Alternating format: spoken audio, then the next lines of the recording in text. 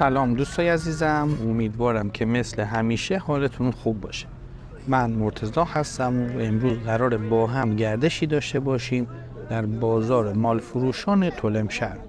امروز دوشنبه 7 دی ماه و ساعت حدود 8:30 صبح.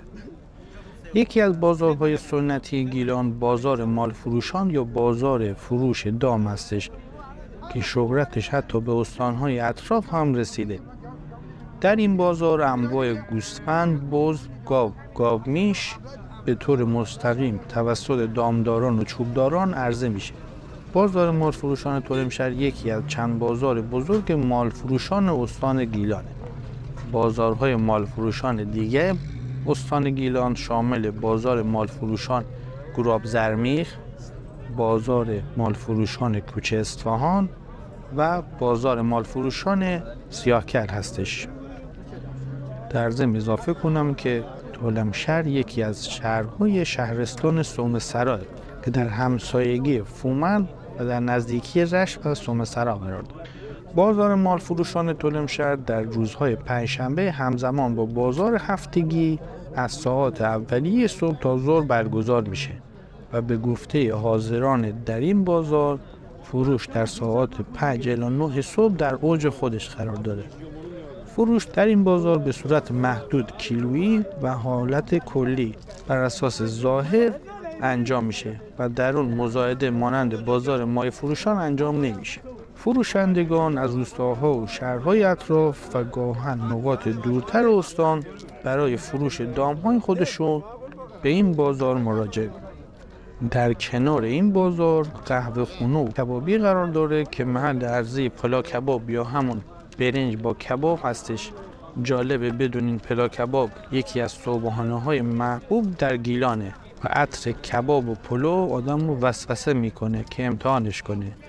ولی خب قبلا در کانال ولاگ گردش در بازار تلمشهر، گردش در یکشنبه بازار سومسرا و همچنین رانندگی در مسیر رشت به سومسرا رو در کانال قرار دادیم که لینک مربوط به این ولاگ ها و همچنین پلیلیست مربوط به شهر سومسرا که داخلش ولاگ های زیادی از این شهر هست رو در قسمت توضیحات این ویدیو براتون میذارم. خواهشاً با لایک ها و کامنتاتون ما رو در مسیر بهتر شدن حمایت کنید و برامون بنویسید که دوست دارید از کجای گیلان زیبا براتون ولاگ تهیه کنیم. در ضمن در روزهای یکشنبه، سه‌شنبه و پنجشنبه هر هفته در این کانال ولاگ جدید قرار داده میشه. امیدوارم که از این گردش لذت ببرید.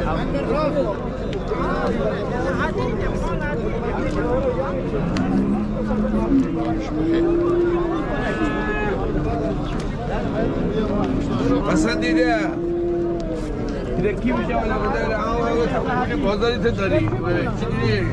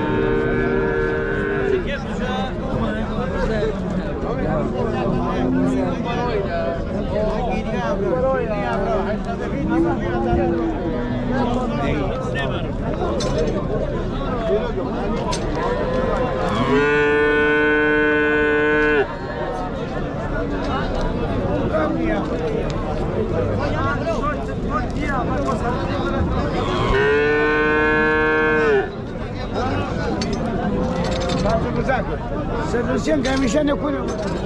Ya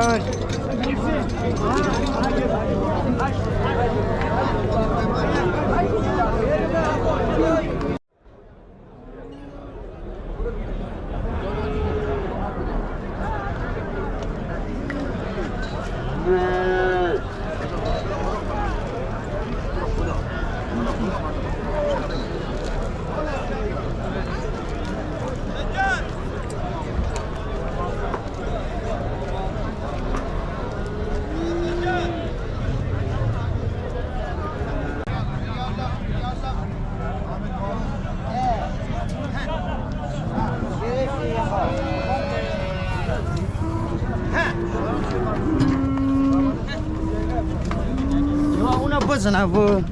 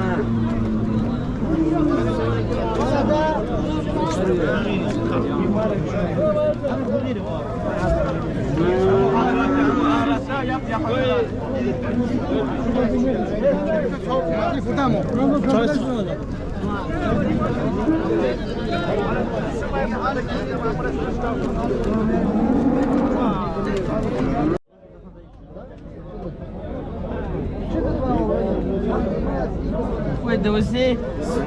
Dulu kita sini dans le bleu.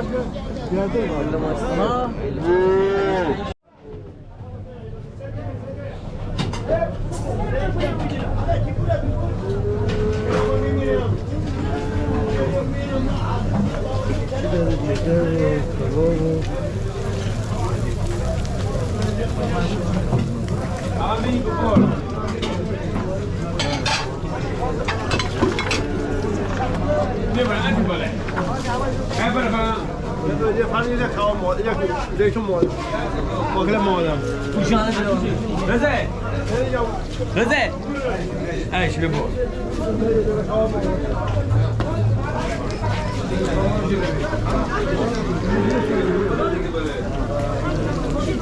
Ama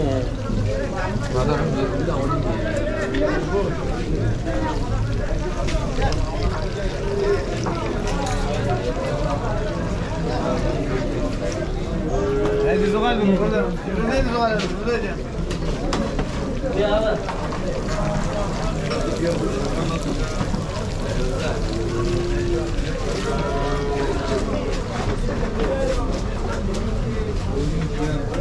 Sen sıra şimdi.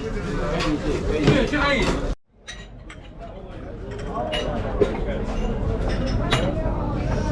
خودشون بگید خودشون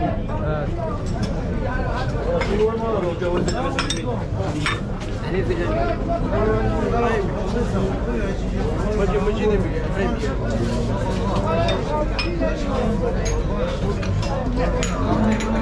یاد نمی جایی موریه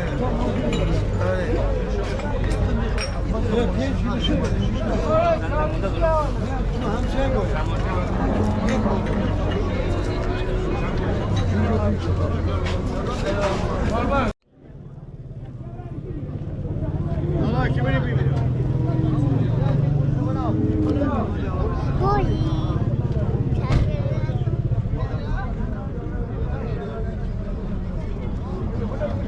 مصطفى